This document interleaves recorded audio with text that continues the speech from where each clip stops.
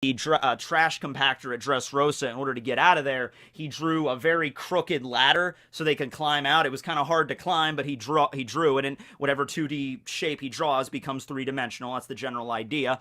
Food. He also drew food. He drew some lettuce that he was subsisting on in the trash compactor, because apparently he was thrown in that trash compactor a while ago. Like, you know, Kandro and Kinemon and Momo arrived at Dressrosa. Kandro got captured, thrown in the trash pits, and then he was just down there, and he used his devil fruit to kind of like make a fake wall to hide behind, and then he was just behind that wall for a very long time and just making food and just munching on it.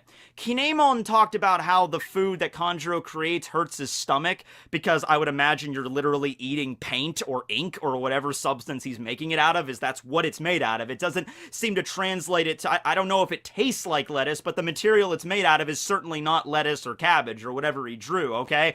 I'll give you that much. Maybe it does go to that level, considering the sparrow was able to fly and everything like that, and Ryunosuke and all the animals that he creates seem to have their own personalities. There is a little bit of leniency. The devil fruit does give a little bit of life into the drawing. I like to assume that the more accurate the drawing is, then it gets more traits that are equal to that, right? But in the case with drawing like the lettuce or the cabbage, I imagine it's first you have to visualize what the object is, because if I just, you know, especially with Kanjuro's drawing skills, okay, if I just draw this, if I just drew that, and I showed it to you, what would you think this is? Would you immediately think, oh, that's a head of cabbage? You know, no. So whenever Kanjuro's drawing something, part of it has to be his own, like, intent on what it is. He has to be sitting there drawing this and be like, I am drawing a head of cabbage right now. All right. And so, because he knows that it's cabbage, it gets created as cabbage. All right. But it does not, like I said, it's still made of paint and ink. It might have the consistency of cabbage. It's green like cabbage, so it gets the color to it.